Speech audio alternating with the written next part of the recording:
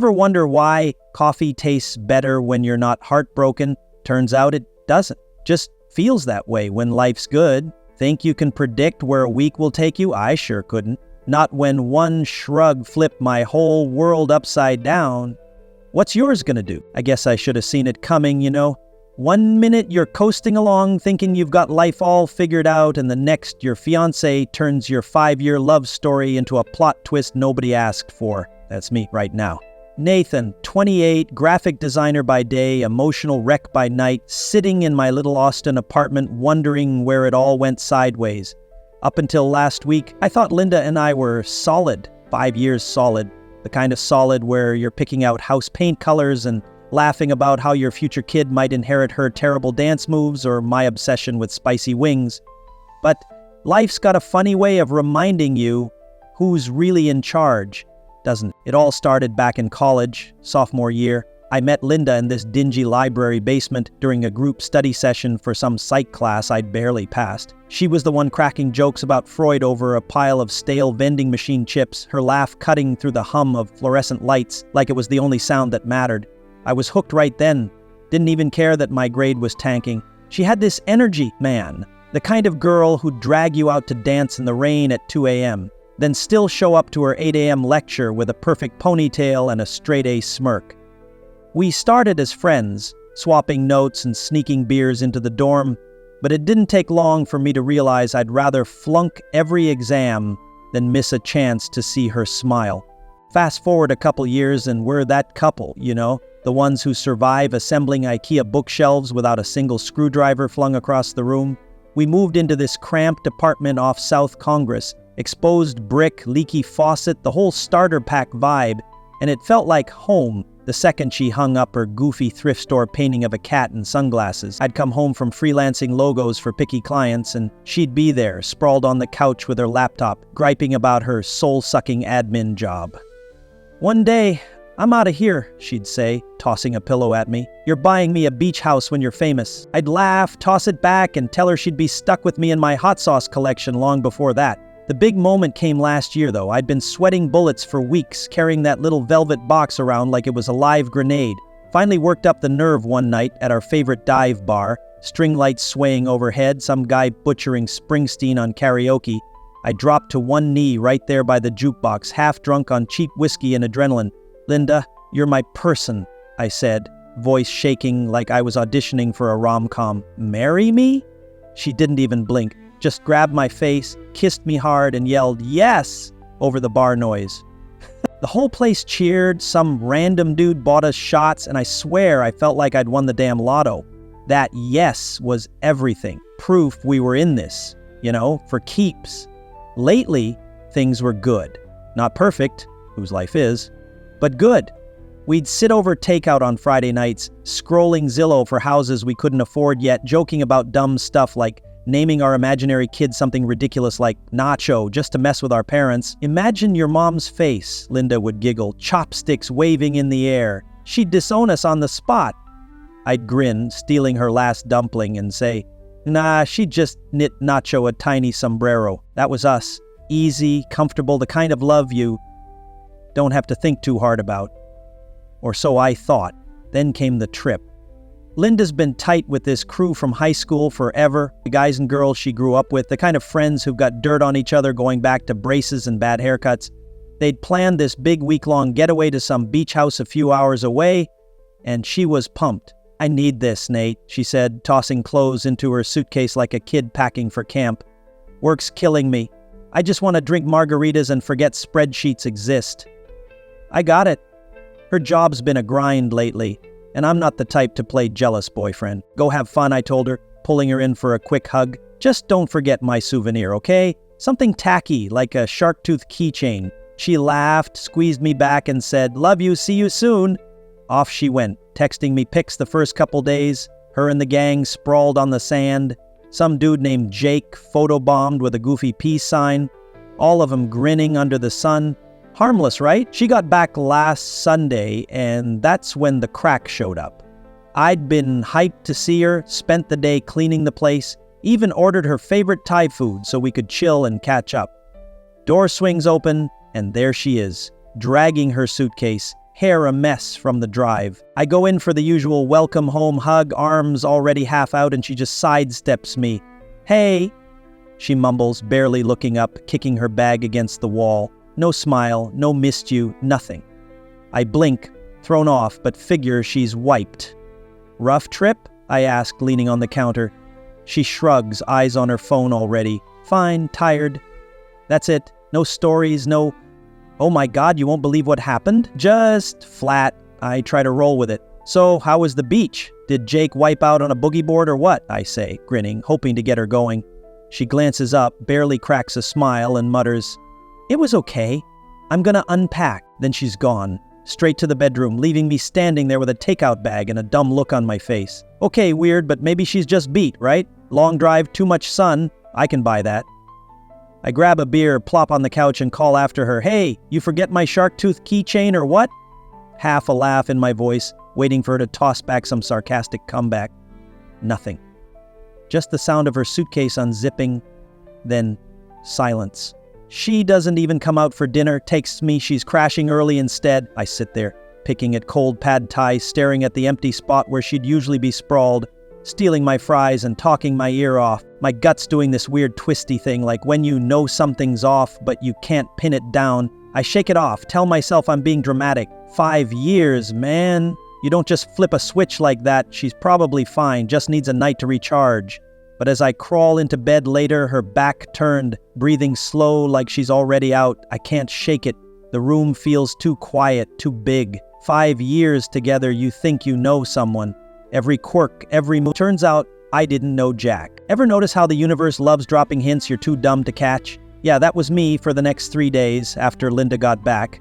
I'd gone to bed that first night telling myself it was fine, she was just tired, probably still recovering from too many margaritas and not enough sleep. I mean, who wouldn't be wiped after a week with that crew? But by Monday morning, that little twisty feeling in my gut wasn't going anywhere. It just sat there, poking at me like a kid with a stick, and Linda wasn't doing much to help it chill out. She rolled out of bed late, hair still a mess, and shuffled to the kitchen without so much as a morning, babe. I'm standing there flipping pancakes. Yeah, I'm that guy now, trying to play domestic hero, and she just grabs her coffee mug, fills it, and plops on the couch. No kiss, no thanks for the effort, nothing. Just her and that damn phone already lighting up with notifications. I try to play it cool, you know, pancakes are up, I call over, flipping one onto a plate with a little extra flair, hoping she'll notice. She glances my way, gives me this half smile that doesn't reach her eyes, and says, "Oh, cool, I'll grab some later." Later? They're hot now, Linda. Pancakes don't reheat worth a damn, but I bite my tongue, sit down with my stack, and watch her tap away at her screen like it's her new full-time job. She used to hate phones at meals, always nagging me to put mine down, saying it was our time. Now she's basically married to hers, smirking at something I'm not in on. I shovel a bite in my mouth, chewing harder than necessary, and wonder if I'm losing it already. The next couple days don't get any better. She's dodging me like I'm a telemarketer asking about her car's extended warranty. I try asking about the trip. Nothing pushy, just casual stuff like, "So, how'd it go? Jake still a clown out there?" She shrugs, barely looking up from her phone. "Oh, just hung out, you know." Hung out? That's it? No stories about Jake falling off a kayak or Sarah turning into a lobster from too much sun? None of the goofy details she'd usually spill over dinner? I'm sitting there on the couch Tuesday night, scrolling through my own phone to keep busy, and she's curled up on the other end, legs tucked under her, typing away. No cuddles, no random shoulder squeezes, none of that easy closeness we've had forever. I decide to test the waters, slide over a little, and throw out a playful, "Missed you, weirdo," wrapping an arm around her. She stiffens, like full-on bored stiff, mumbles, "Me too," and wiggles out to grab some water. Water? The kitchen's 10 feet away, and her glass is still half set on the table. I flop back, staring at the TV I'm not even watching, and feel that twisty thing in my gut kick up a notch. By Wednesday, I'm starting to feel like a ghost in my own apartment. She's there, but she's not physically present, emotionally checked out. I catch her grinning at her phone over breakfast, this little private chuckle that makes my skin itch. "What's so funny?" I ask, keeping it light, leaning over the counter with my coffee. She locks the screen fast, too fast, and says, "Oh, just something Sarah sent." Her voice is all breezy, but her fingers tighten around the mug like she's bracing for me to call bullshit. Sarah, huh? Same Sarah who once texted me a blurry pic of Linda passed out on a couch with a party hat, captioned "Your girl's a lightweight"? That Sarah doesn't strike me as a morning meme queen. But okay, I let it slide, sip my coffee, and pretend I don't notice how she keeps her phone face down the rest of the meal. That night's when it really hits me, though.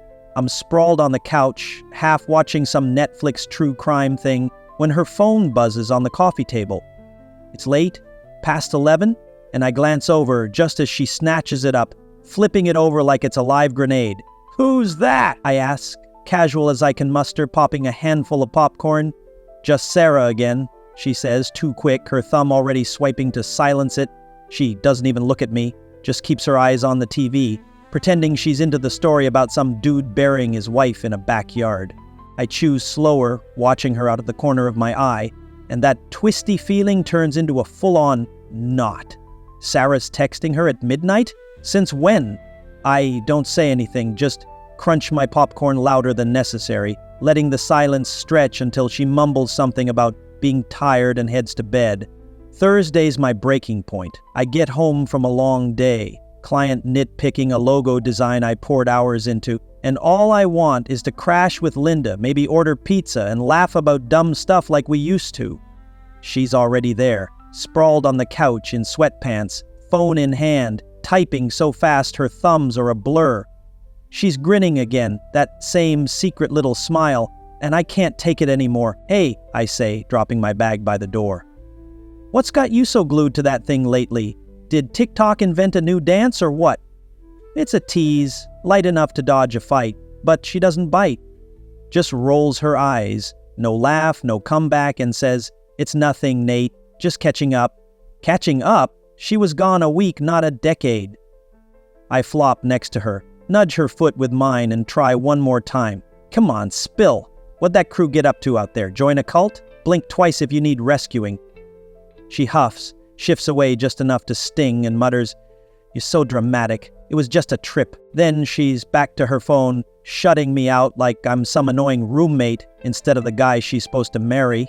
I sit there, staring at the blank TV screen reflecting us, me slouched, her hunched over her little glowing world, and it hits me hard. This isn't tired. This isn't sunburn or too many margaritas. This is something else, something I can't name yet. 5 years, man. You don't just turn into a stranger overnight. I grab a beer from the fridge, crack it open with a little more force than I mean to, and take a long swig, trying to drown that knot in my stomach. She doesn't look up, doesn't ask if I'm okay, just keeps tapping away, like I'm not even there. I head to bed early, leaving her on the couch, and lie there staring at the ceiling, the hum of the AC filling the quiet she used to fill with her voice. Am I paranoid, or is this actually a thing? Maybe I'm overthinking it. 5 years of trust don't just vanish, right?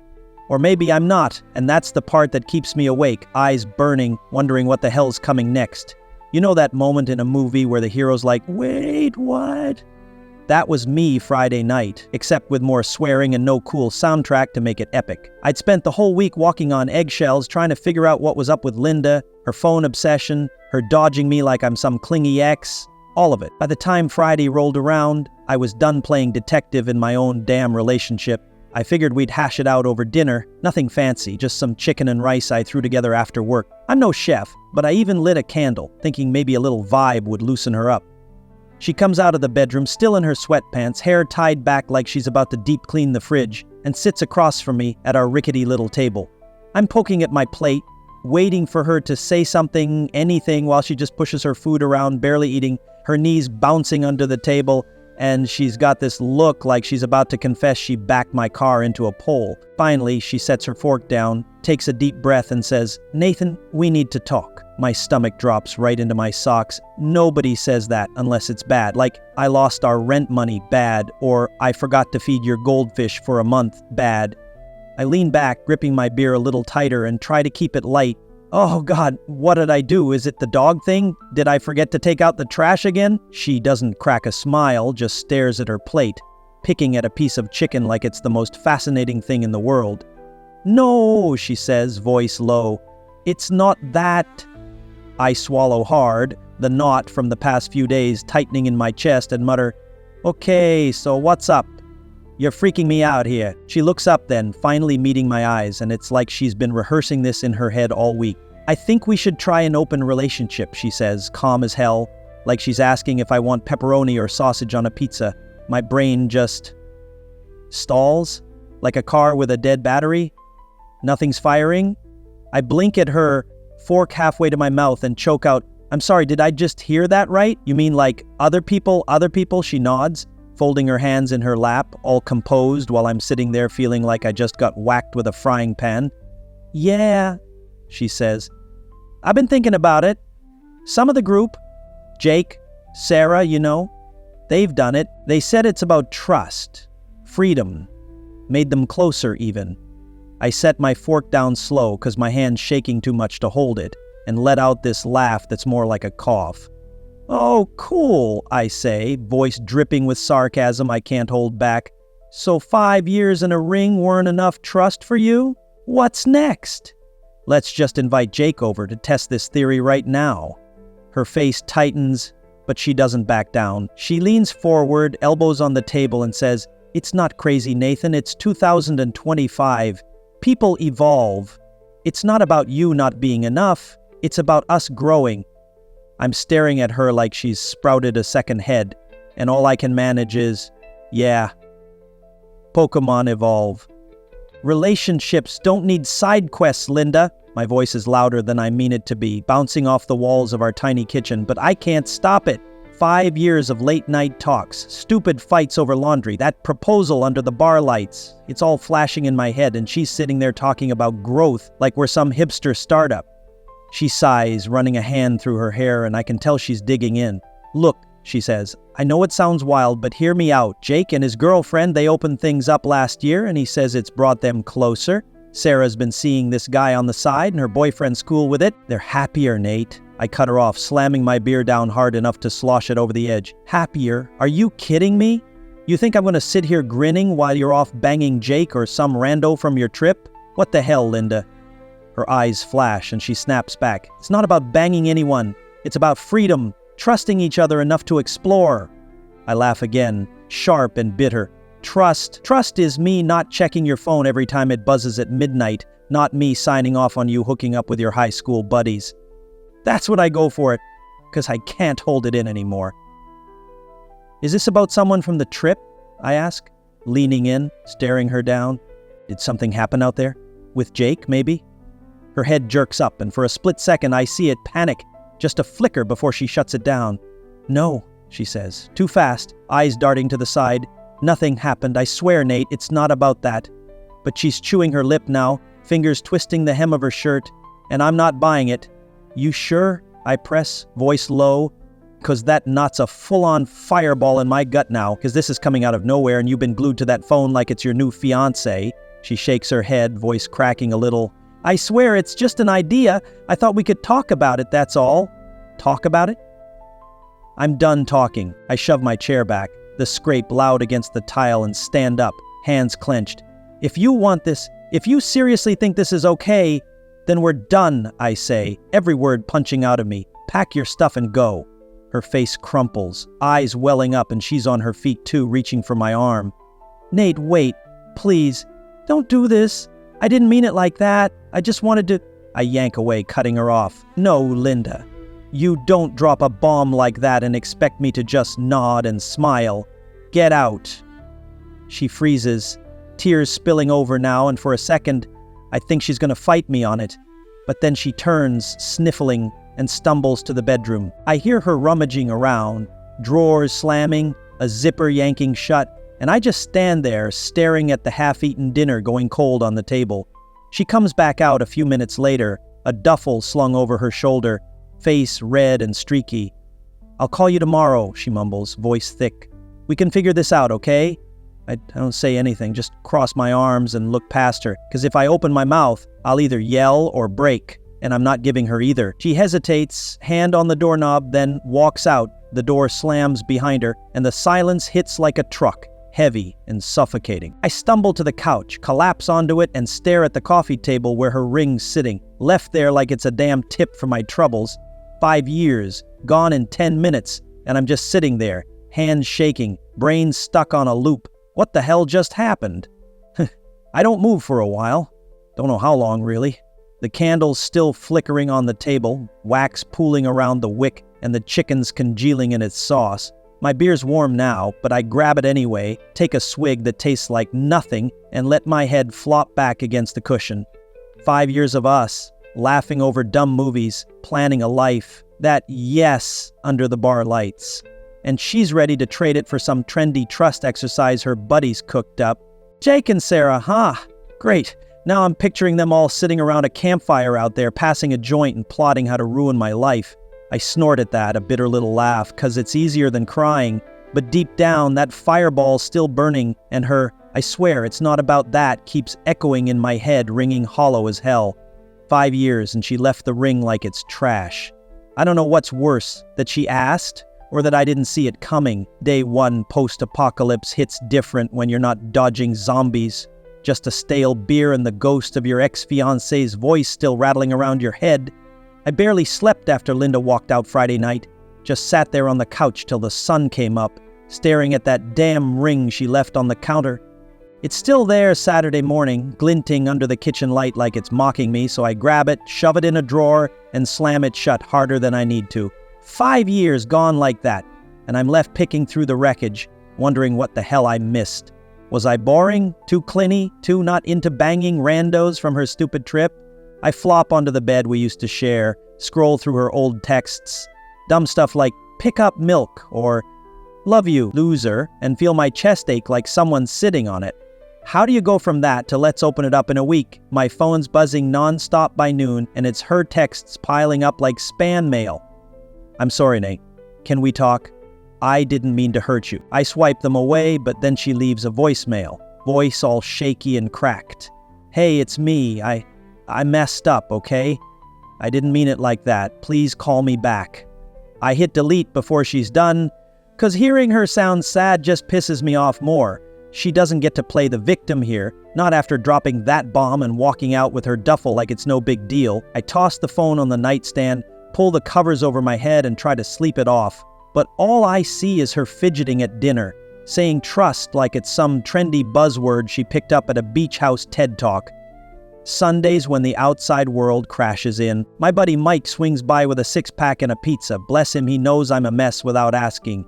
He sprawled on the couch, cracking a beer when he goes, "Dude, you dodged a bullet. Open relationship? What's next? She gonna ask you to join a commune?" I snort, grabbing a slice. Yeah, maybe. We could have grown our own kale and shared custody of her phone. He laughs, but then gets serious, leaning forward with that big brother look he pulls when I'm spiraling. For real, man. She's lost it. You're better off, I nod, chewing slow. 'Cause he's right, but it doesn't stop the ache from gnawing at me. Then Linda's friend Sarah calls, and I almost don't pick up, but curiosity wins. Hey, Nathan, she says, all nervous. I just wanted to say sorry. We were all talking about that open stuff on the trip. Kinda hyped her up. We didn't think she'd actually ask you. I grip the phone tighter, force a laugh. Awesome. So it's a peer pressure oopsie. Feel better now, Sarah? She stammers. No, I feel bad, okay? I cut her off. Yeah, well, tell that to the last 5 years and hang up before she can make it worse. By Monday, I'm a walking zombie, bags under my eyes, living off coffee and spite. Linda's texts keep coming. Please, Nate, just hear me out. And I'm this close to blocking her, but part of me needs answers, so I cave. Text her back, fine. A coffee shop, an hour. I get there first. Snag a corner table at this little place on South Lamar, drumming my fingers on the chipped wood while I wait. She walks in right on time, looking like hell. Messy bun, puffy eyes, no makeup. Like she hasn't slept either. She slides into the seat across from me, hands twisting in her lap, and starts right in. I'm so sorry, she says, voice barely above a whisper. I handled it all wrong. It was just an idea. I didn't mean to blow everything up. I sip my coffee, staring at her over the rim, and mutter, An idea? You pitched it like a sales rep, Linda. What was I supposed to say? Sure, babe, let's shop for your new boyfriend together. She flinches, tears welling up. but keeps going. I got caught up in it, okay? Jake and Sarah, they'd made it sound so normal, like it'd fix everything. I thought we could talk it out. I set my cup down, lean forward and say, normal? 5 years, a ring, and you think normal is screwing around? Give me a break. She's crying now, wiping her nose with her sleeve, and it'd be pitiful if I wasn't so pissed.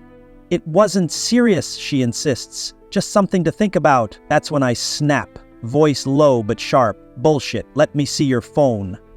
Her face goes white, eyes wide, and she stammers. What, why? Why, I hold out my hand, not budging. If it's nothing, show me. Right now. She hesitates, then slides it over, hands trembling like she knows what's coming. I unlock it, same old passcode, her sister's birthday, and open her texts. There it is, right at the top, Jake. A string of messages from the trip. Flirty as hell, miss you cutie, can't wait to chill again, you look hot in that bikini. My stomach twists, and I scroll up, stuff from last week, late nights when she was tired and I was alone on the couch. She's giggling in the replies, tossing back, you're too much, and heart emojis like it's a game. I drop the phone on the table, loud enough that the guy at the next table glances over and stare at her. Just talking, huh? She's sobbing now, hands over her face. It was just talking, Nate, I swear. It didn't mean anything, it was stupid, I know that now. I laugh, cold and hollow. Talking? You were halfway out the door, Linda. Don't lie to me. She reaches for my hand, voice breaking. Please, I love you. I don't want to lose you over this. It was a mistake. I pull back, standing up so fast the chair squeaks against the floor.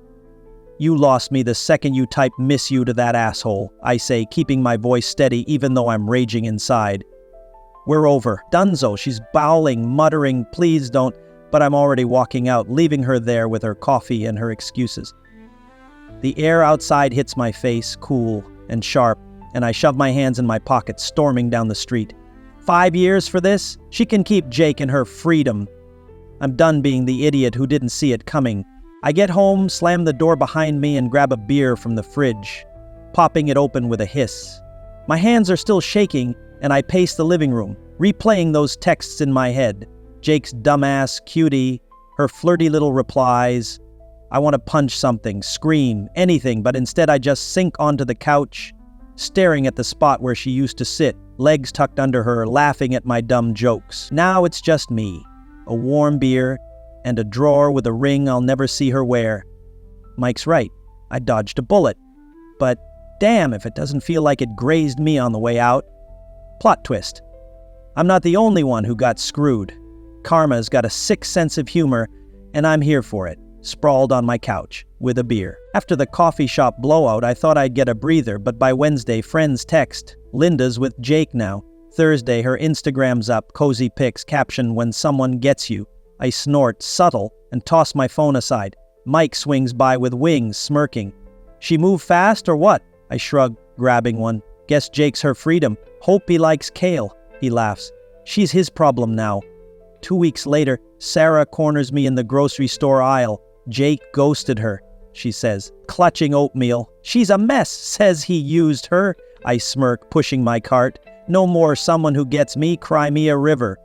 I get home, box up her stuff, clothes, that dumb cat mug, drop it on her curb with a note, Goodwill or bust. It's petty, but it feels good. Mutuals start texting apologies, she's spinning tales, saying I overreacted. Dave calls, you didn't have to nuke it, man. I cut him off. She texted Jake behind my back. If you're Team Linda, I'm out. I block him, trimming the fat. Small wins pile up. I blast Metallica she hated, order wings instead of kale. Tuesday, she calls from a new number. Nate, I messed up. I love you. Her voicemail pleads. I delete it. Too late, player one. She wasn't the girl I proposed to. Maybe never was. That stings, but it's freeing. Mike texts, wings tonight? I grin, hell yeah. I'm not thriving yet. Her shampoo's still on the pillows, but I'm not crying either. If Jake's out there, good luck, man. Karma's a jerk. And I'm starting to like her.